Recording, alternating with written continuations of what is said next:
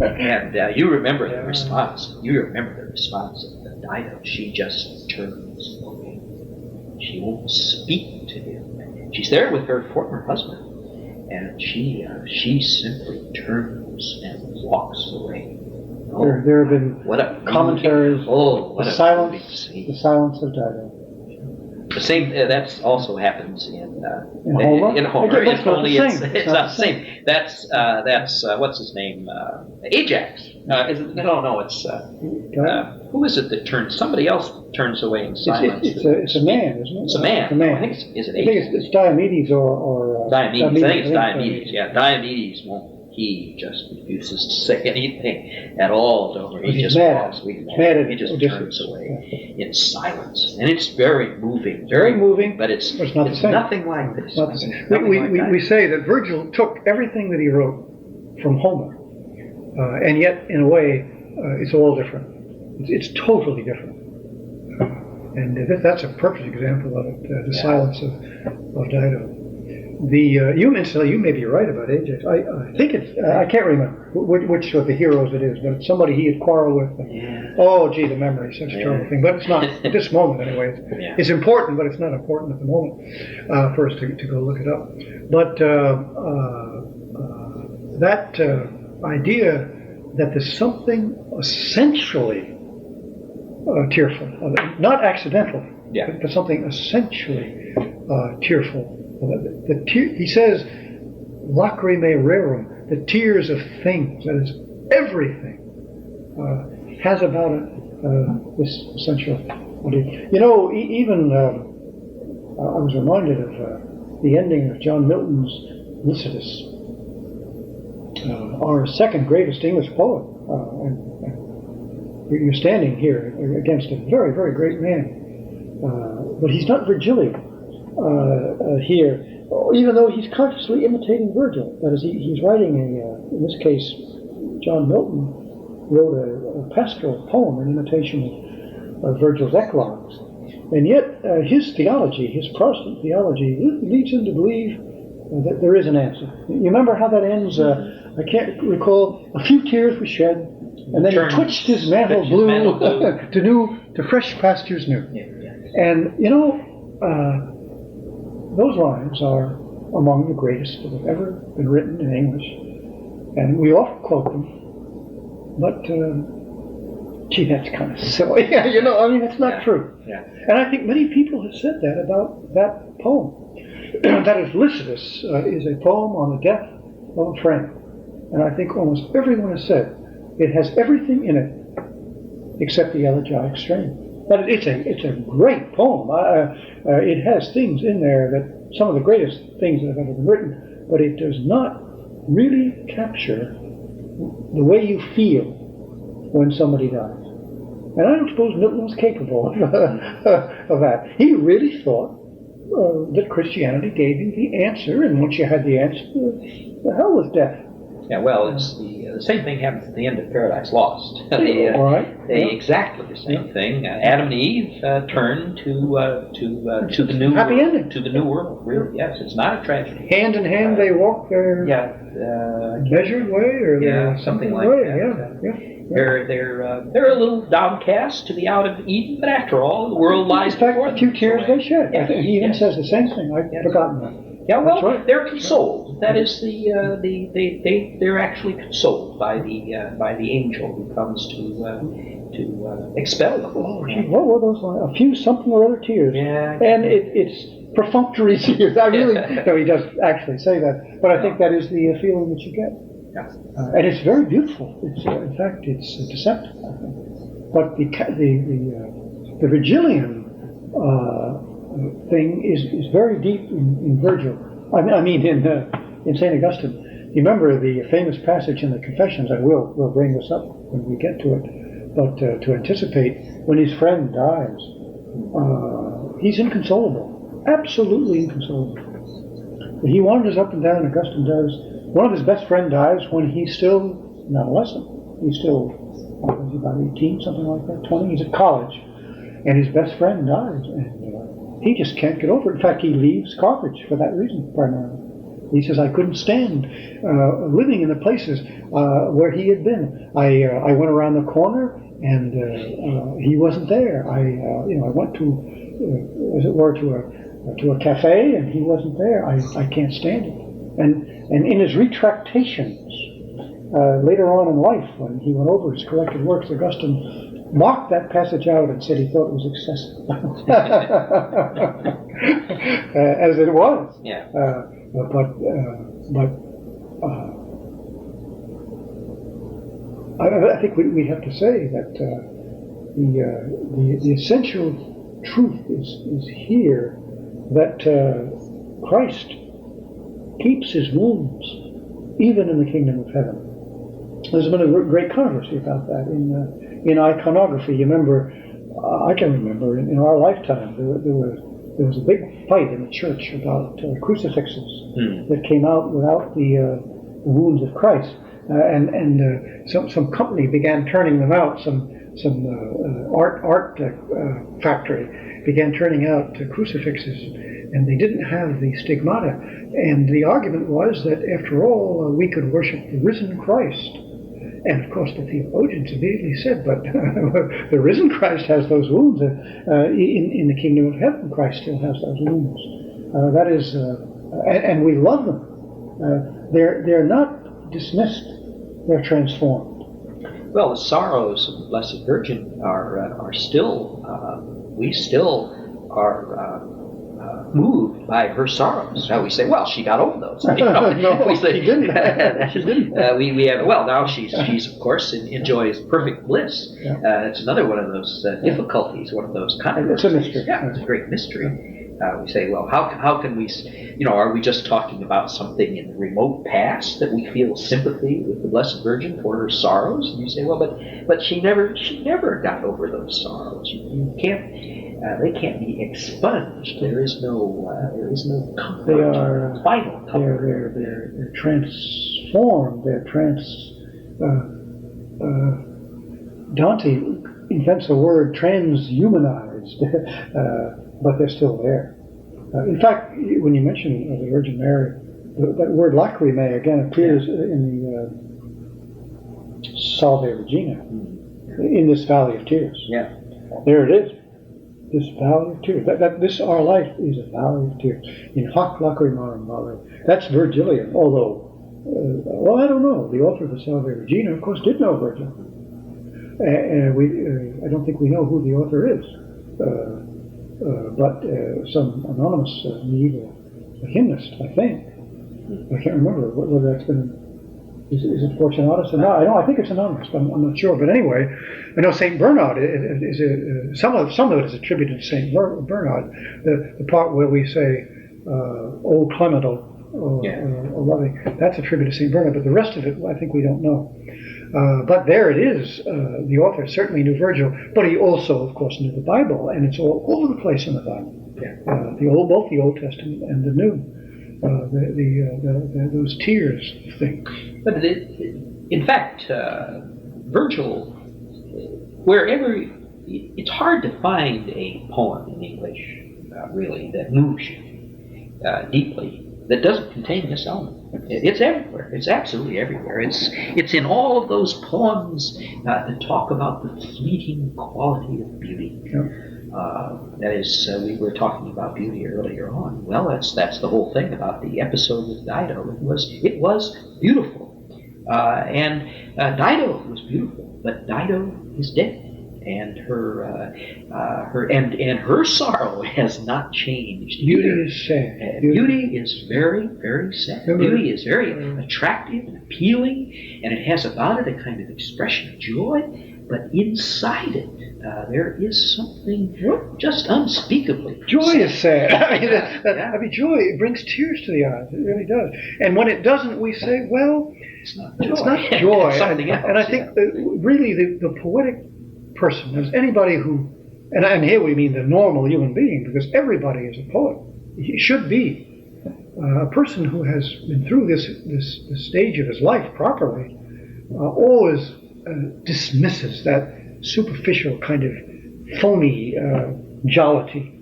I think, again, to bring it into the current situation, in the church, how much of this charismatic or whatever it is, this emphasis on that the Mass should be fun and all that, it's annoying because true joy is not something frivolous. It's a different thing altogether. Sure, it's a joy. It's a celebration, but it's a celebration, after all, of the death of Christ. And we have that sense of the tears of things, and we'll carry that solemn sense even into heaven. Gee, I certainly don't mean to attack John Milton, because he does have that sense, doesn't he? I mean, he does write lines of incredible beauty. I think it's only his theology that doesn't have it. It's not Milton. Yeah. No, it's his poem. He ends the poem because he wants to make it all tidy and neat, and he ruins it in a sense. But he certainly is capable of that. Oh yeah, you find it everywhere. Because he does see that marvelous beauty. No, it has become almost identified. This thing, the Tears of Things, has become almost identified with poetry itself. Yeah. You can say, really, as a kind of rule of thumb, you can say, well, if a poem doesn't have this, it isn't a great poem. Now, it may be a good poem, because not all poems have this theme. But if you want greatness, if you're looking for greatness, it has to have this in it, or it just doesn't measure up. And of all, I mean, if that's true, then we have to say Virgil is the greatest poet, because he has it preeminently. Now, there's a great quarrel: who's the greatest poet in the world? And it's a lover's quarrel. After all, there are so many. I was going to say there aren't a lot many.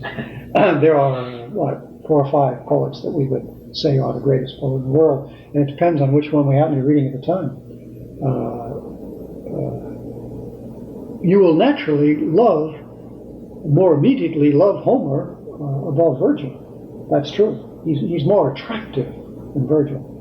But there is a depth to Virgil which just simply cannot be dismissed. And I guess we have to dwell on it because when you think about criticism in the world today, Virgil has been done in. He's lost his place in the modern school. When you go up to college today and you take courses in literature, Virgil. No, you will never get Virgil. He's practically dismissed. No, you'll read. You will get the Odyssey. You'll get Homer. Quite often you'll get the Odyssey, especially the Odyssey.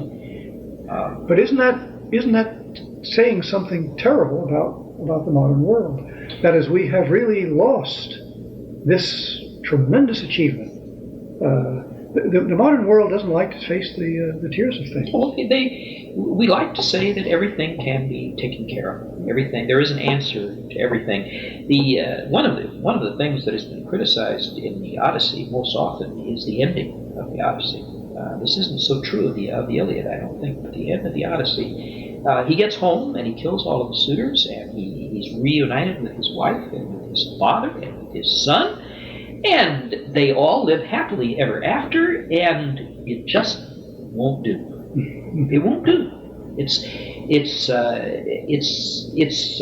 It implies that there are no tears of things. It's as if you could wipe out everything that's happened, all of the hardship that he's endured, all of the suffering that Penelope has endured, and that Telemachus has endured, and that the old father Laertes has endured. It's all wiped out. It's as if, oh well, now we can go on, but you can't go on. Everyone has always felt that is unsatisfactory. The question always comes up in people's minds. Maybe we mentioned this when we talked about the Odyssey. I can't remember. They always say, "Well, then what did he do? Then what did Odysseus do then?" I mean, you mean he just went on and on and on and on, and they all, that won't do. It will not do. There's something flawed at the very end of the poem. Because of this element that's lacking. It's as if everything can be fixed. But the one thing that Virgil knows is that not only can't everything be fixed? Nothing can be fixed. You can go off and you can found Rome, and you can win the war. But the little boy's going to die. But the boy is going to die. Well, you remember, of course, he makes a friend at the end of the poem. He goes up and he visits old Evander, a very moving scene. He goes to the house of Evander, and he meets the son of Evander, Pallas. And he makes a friend. After all, Aeneas is a very young man still, and he makes a friend of this other young man, younger than he, the son of Evander. They become immediately friends. And then Pallas is killed in the war. He's killed by Turnus. By the enemy. By the chief enemy. He kills this first friend that he has made in the new world. In this new world, he dies. That's the way it goes. I mean, Virgil would say, well, that's the way it is. You go to the new world and you make a friend, and he is going to be killed. That's what's going to happen to him. And remember, that's why he kills. That ends the poem. That ends the poem. Even though it doesn't end it. It's a conclusion without an end. That's his last memory. That's the thing that makes him kill Turnus. He sees the baldric there on that Turnus is wearing as the sign of his success in killing Pallas, and that's what makes Aeneas kill Turnus, because he doesn't want to do it. Just in the minutes we have left, we can recapitulate the whole second half of the poem, can't we? That's it, isn't it? Yeah. That is, he goes down into the underworld to find out a little more about this mystery that's guiding him. That's why he descends into hell. He says, I don't know what I'm supposed to be doing. Surely the gods can tell me. And he says, well, the only way to find out is to ask my father who is dead. And so he has a mystical vision of hell. That is, he descends into hell. He goes down among the dead, and he finds the shade of his father, and he interrogates him. And his father said, well, I'll tell you a little bit about this destiny of yours. You are going to go to Italy, and you are going to found a new Troy. And we read those lines last time, I think, didn't we? We talked about the new Troy will rise. And he predicts this reign of peace that will rise again. And so he comes up through the gates of ivory and sets sail for Italy. He lands in Italy and proceeds to conquer the one group of people who try to prevent this from happening. And he marries the daughter of the king of Italy. And as you said, he makes a friend out of the son of another king of Rome. Actually, Evander lives at the site of Rome itself. Yes. On the river. Yes, he goes up to explore to explore the site of Rome. Rome itself. The fighting actually takes place on the plains of Latium, and he marries the daughter of the king, Lavinia. He's betrothed to her, but he will marry her, but he, as you say, he doesn't live happily ever after. That is, it's clearly still a mystery. There's still a mystery there. His love of Lavinia is a strange kind of thing. We won't have time now, I guess, to dwell on it, but there's a mystery about that. Well, it's the one thing we haven't talked about, I suppose, is the image in this poem. We talked about the theme and the thesis. We've never talked about the image of the poem. Every poem has an image. Perhaps we talked about it in the Odyssey. I think we did. And we talked about water. The image of the Odyssey is water. It's a watery poem. It's Odysseus. When you see Odysseus in your imagination, you see him sailing in the sea, or sometimes swimming in it. or in the Iliad, it's fire. He does everything, but he never drinks it. He drinks wine.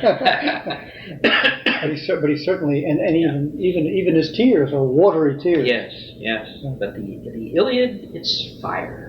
Apollo, from the beginning of the poem, when Apollo fires his arrows of vengeance into the Greek camp, and they all come down with a fever. That's the beginning of the fire, and it ends in the funeral pyre of Hector at the very, very end of the poem. And there are many other occurrences. Just fire, all the way. Well, we mentioned fire. Even the little images, of the campfires at night and things like that. You just see fire. Yes. Absolutely everywhere. Well, that's true. That's again the image. Fire is the image of the Aeneid. Right at the start. Of course, this poem begins with the burning of Troy. That's the very, very beginning of the poem. It's the end of Troy by fire, the great burning of the city of Troy. And once again, I suppose that's the dominating image of the love affair with Dido and Aeneas, which ends in her funeral pyre, that terrible funeral pyre. She commits suicide on the pyre. She piles up the lumber, and then she lies on it and kills herself. What a scene. He sees it off at sea. And he doesn't know what it is. He doesn't know what it is, but he has a suspicion of what it is. And he finds out, of course, when he doesn't know that she's dead until he gets to the underworld and meets her there. And then he says, my suspicions, they prove to be true.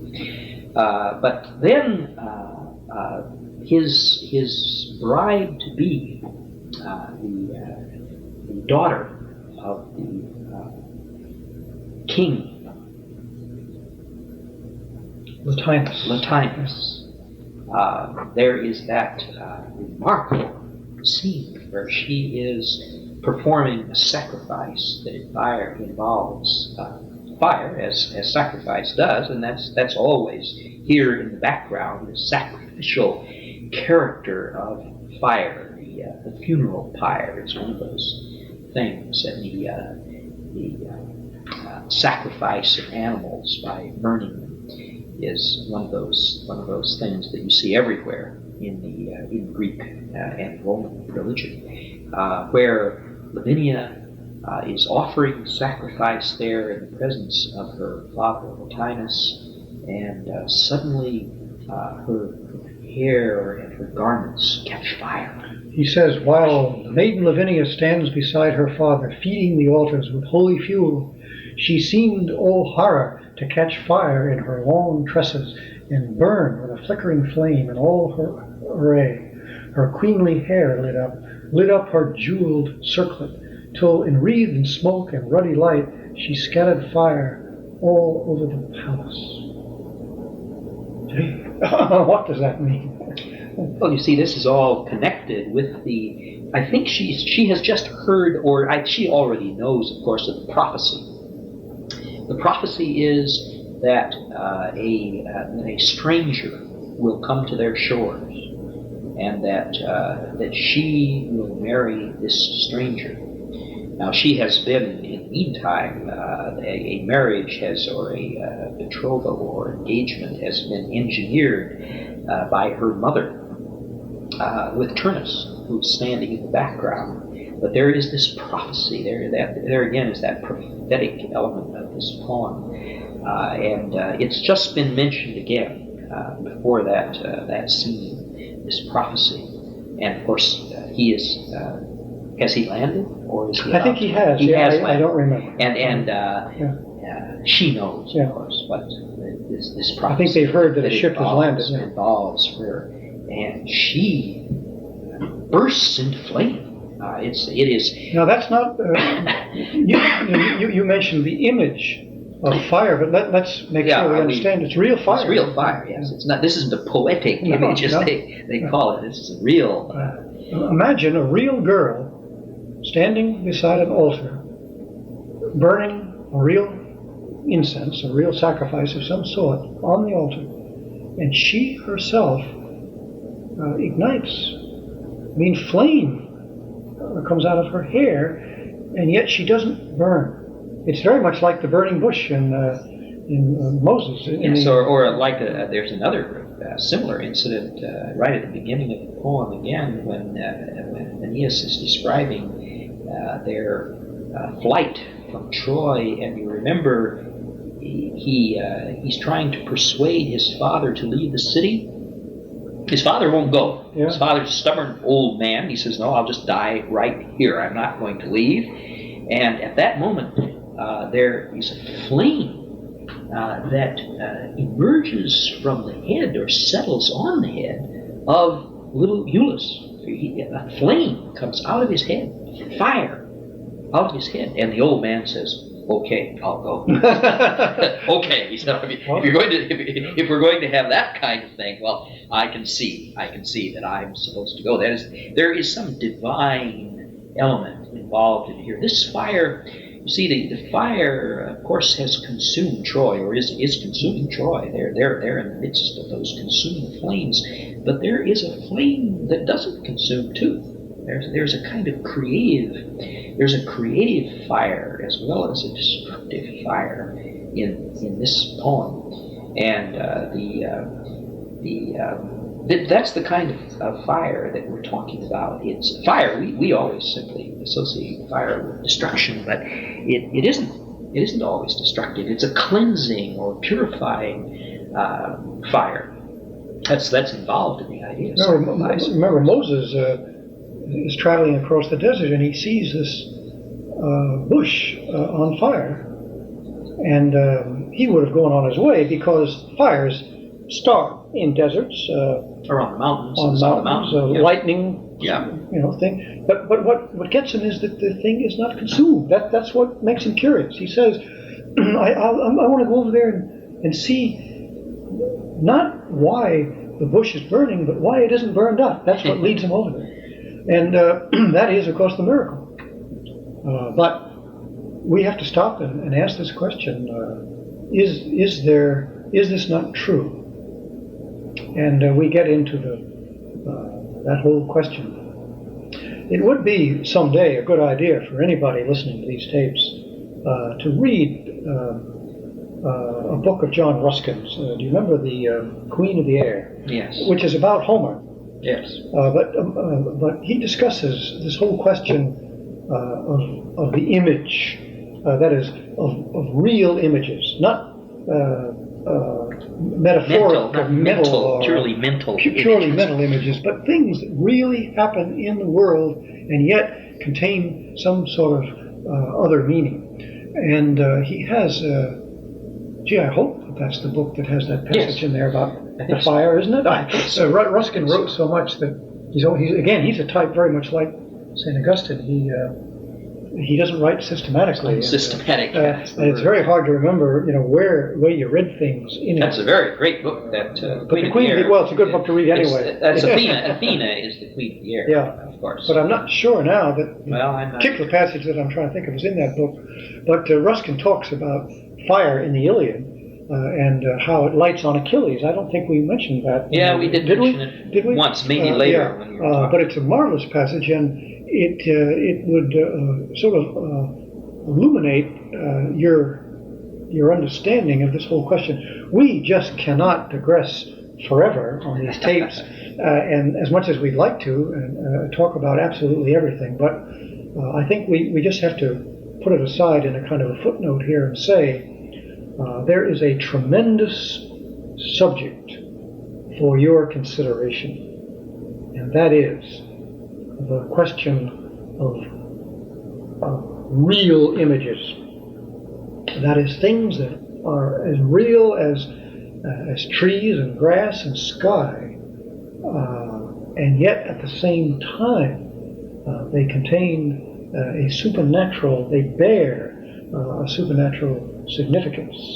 Well, of course, they are astonishing. They're always astonishing. You see, her father Latinus, of course, is just, in the first place, he's terrified. Because his daughter is burning up. He just assumes that she's got some of this, she's got one of those live coals on her and she's on fire, she's going to burn up.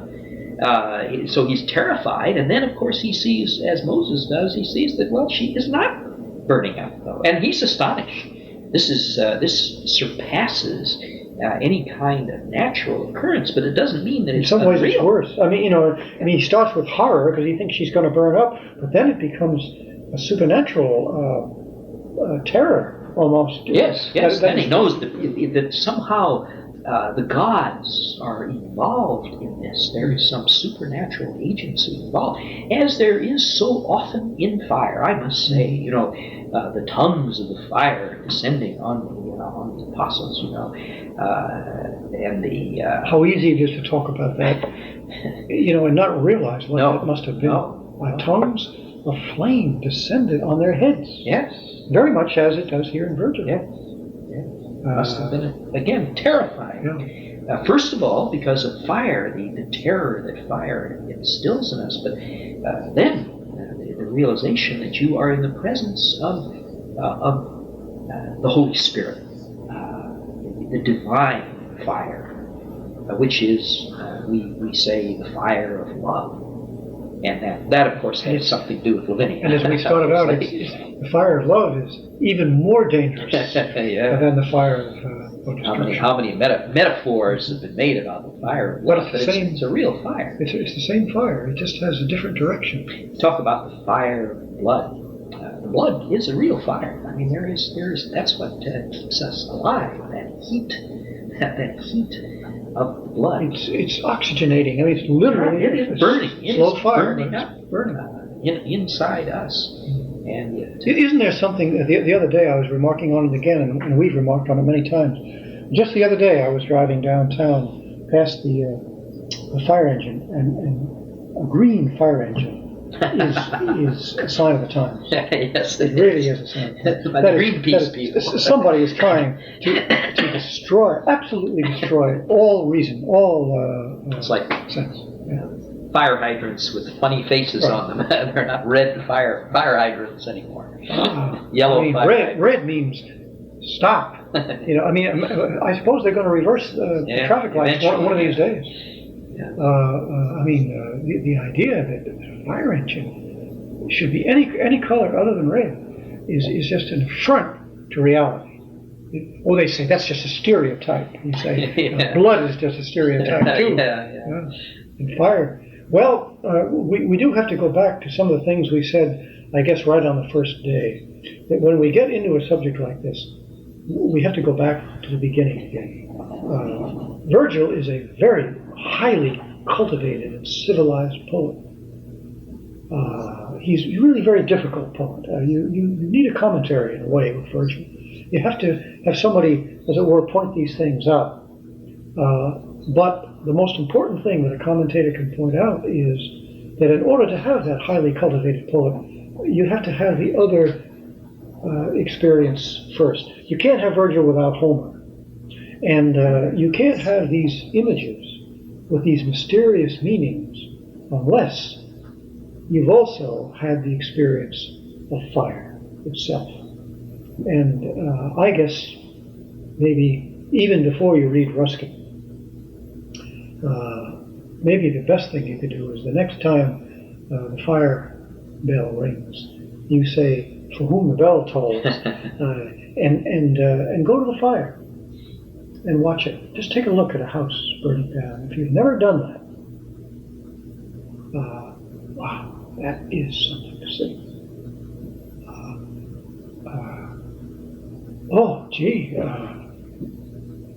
I can remember in my childhood, a little boy who lived behind us, his father was a volunteer fireman. And so we were, always talking and playing fireman. One afternoon, my mother was out and I was playing with this little boy. I must have been 6, 7 years old. And they said, "Oh, well, we're going to go watch Daddy at the fire. Do you want to come along?" And I went along and I saw a fire. I'll never forget that. As long as I live, I'll never forget that. It is a terrifying thing. I mean, the destructive power of that element is just outrageous, I remember that so vividly because we stayed and stayed, and I didn't come home. And my mother called the police because she didn't know where I was. So she had no idea where I was. And I was so fascinated and terrified and horrified and everything that I stayed and watched that fire until after dark, because it was even more exciting when the sun started to go down.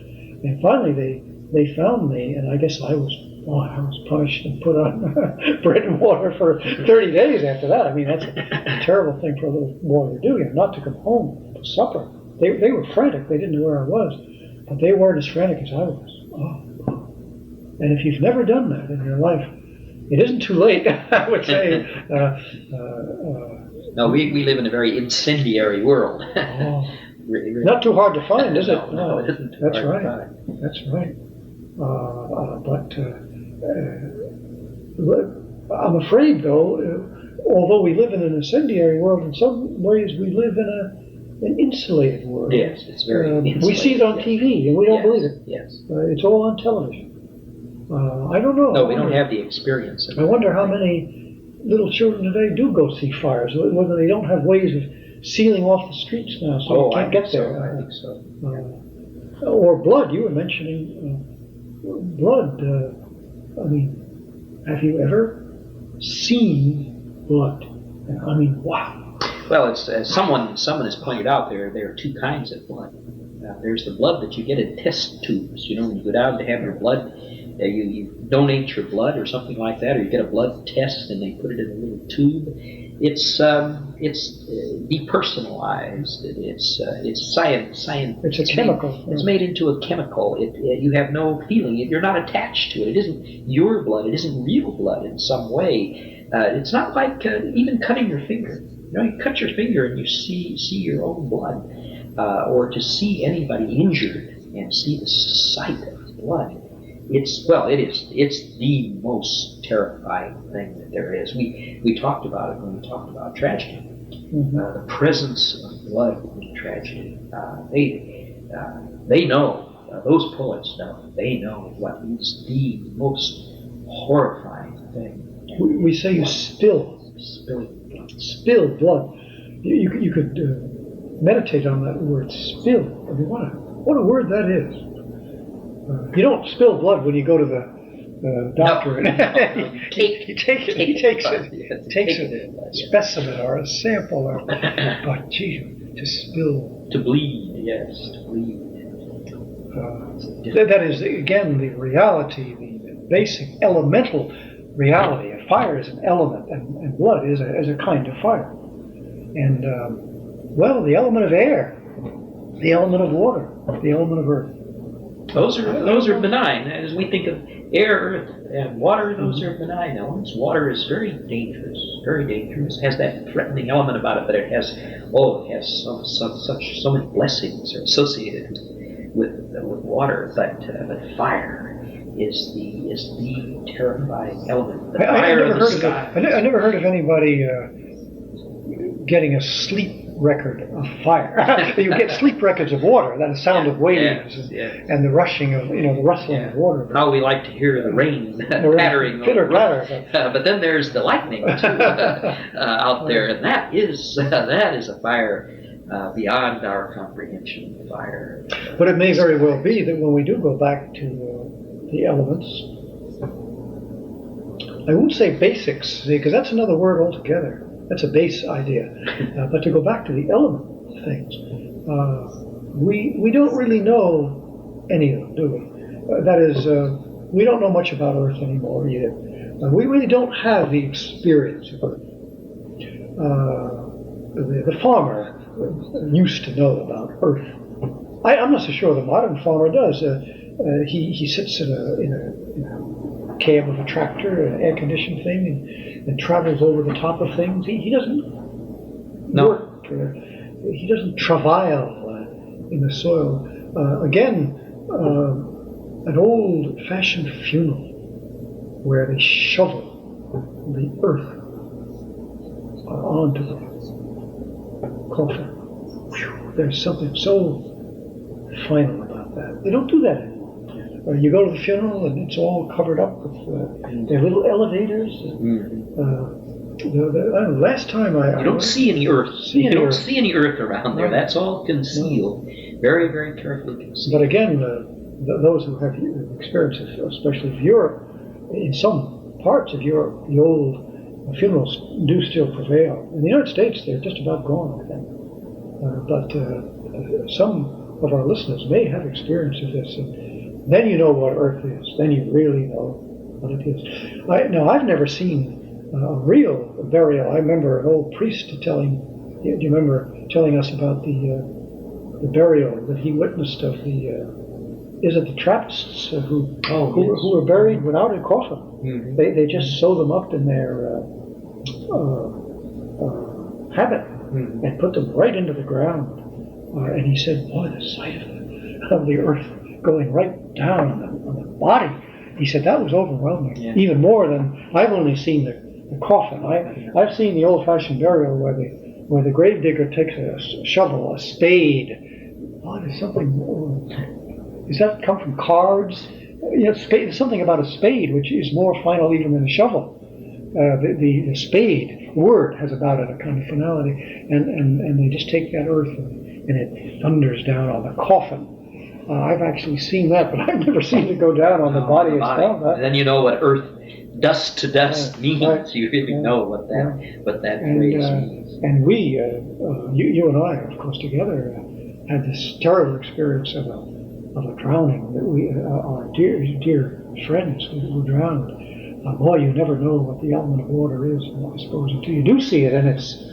All we know is what comes out of the tap. That's pretty much our experience of water. But when somebody drowns, that's something else. Something else. The sea is I mean, the elements are mysteries, tremendous mysteries, and there's no way that you can understand poetry unless you understand things. We've talked so much about this. I know this is repetitive, but I think you do have to go back to it again and again, because with Virgil, we're getting up into words like image, and they're likely to be misunderstood. I think we always have to go back. We have to go back to the elements. To the elements. And the elements have to do with life and death.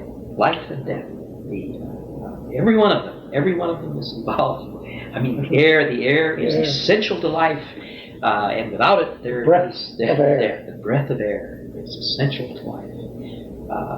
No, again, we don't know about air. We have kind of contempt for, really. You can buy a tank of oxygen. But when you see somebody die, that last breath is a very serious business. Oh, when a baby's born, the first cry, that first slap is a tremendous thing too. And when you look up at the sky, you see that blue, that beautiful color. That's Mary's color. That's the color of the sky. The elements are the beginning of the whole thing. Well, once again, beauty. We began talking about beauty, and of course, that we see that's all the elements. The beauty of the earth, the beauty of the sky, the beauty of fire. Beauty of fire. There's nothing more beautiful than fire. Well, the stars are fire. Stars. We go back to the sun. To the sun, the stars. The beauty of love, that we say of it, that it burns, that it's a fire. And this second half, I think we said last time that nobody reads the second half of the Aeneid, or at least not as much, but they should, because it may turn out to be that the neglected stone is the most important one of all. We say that it's about war, and it is about war. That's the subject matter of it, but that's the least satisfactory part of it. I've seen very, very people who admire Virgil very much criticize this last part of the poem as just being mismanaged. Well, he can't handle war. To some extent it is. That's fair. But it isn't, in a way, that is a misperception. He hates war. Yeah, that's the subject of it, but really the real subject of it is love. That is the end of Virgil.